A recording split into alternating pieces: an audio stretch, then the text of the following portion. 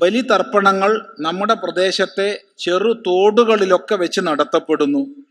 ഇത്തരത്തിലുള്ള പിതൃകർമ്മങ്ങൾ ശരിയായ രീതിയാണോ?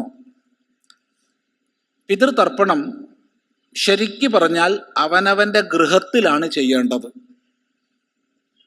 ഗൃഹത്തിലാണ് ചെയ്യേണ്ടത്.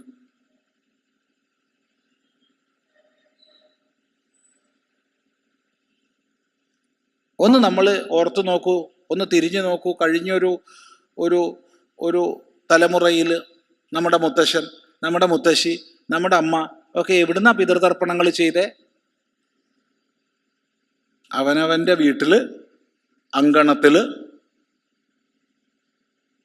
ഒന്നുകിൽ തെക്ക് ഭാഗത്തോ അല്ലെങ്കിൽ കിഴക്ക് ഭാഗത്തോ ആയിട്ട് ഒരു പ്രദേശം ചാണകം മെഴുകി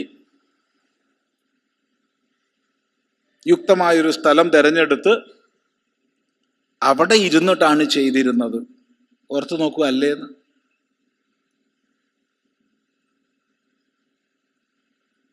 ചിലർ പറയും, സ്വാമി അതിൻ്റെ കർമ്മങ്ങളൊന്നും എനിക്കറിയില്ല. എടോ, അത്ര വലിയ വിപുലമായിട്ടുള്ള കർമ്മങ്ങളോ സങ്കീർണങ്ങളായ ക്രിയകളോ ഒന്നും വേണ്ട. നമ്മുടെ അമ്മയ്ക്കല്ലേ, നമ്മുടെ അച്ഛനല്ലേ, സ്നേഹം പോരെ. ഉള്ളിൻ്റെ ഉള്ളിൽ ഹാർദമായ സ്നേഹം പോരെ.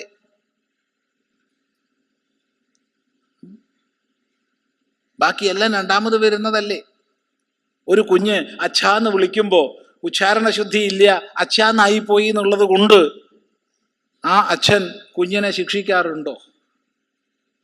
അമ്മേ എന്ന് വിളിക്കേണ്ടടുത്ത് കുറച്ച് മകാരത്തിന് ശക്തി കുറഞ്ഞു പോയാൽ അമ്മ ശിക്ഷിക്കാറുണ്ടോ? കാരണം ആ കുഞ്ഞ് വലുതാവുമ്പോൾ ശുദ്ധമായി ഉച്ചരിച്ചോളും എന്ന് അവർക്കറിയില്ലേ. ഇതുപോലെ സ്വന്തം പിതൃക്കളെ സംബന്ധിച്ചുള്ള ക്രിയകളിൽ ക്രിയാലോപമോ ന്യൂനതയോ വരുമെന്ന് പേടിക്കേണ്ട ആവശ്യമില്ല. ശ്രദ്ധയോടുകൂടി ചെയ്യുക.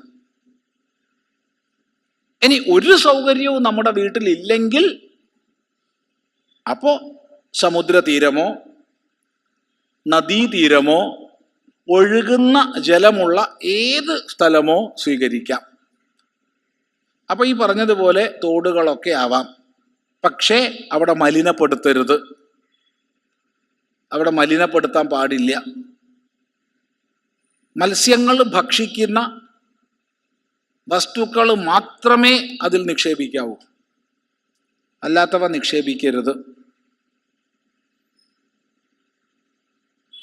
എണ്ണ, പ്ലാസ്റ്റിക് കലർന്ന പേപ്പർ പ്ലേറ്റുകൾ തുടങ്ങിയവ ഒരു കാരണവശാലും ജലാശയത്തിലിടരുത്. മത്സ്യം ഭക്ഷിക്കുന്ന വസ്തുക്കൾ ഇട്ടോളൂ, അല്ലാത്തത് ഇടരുത്.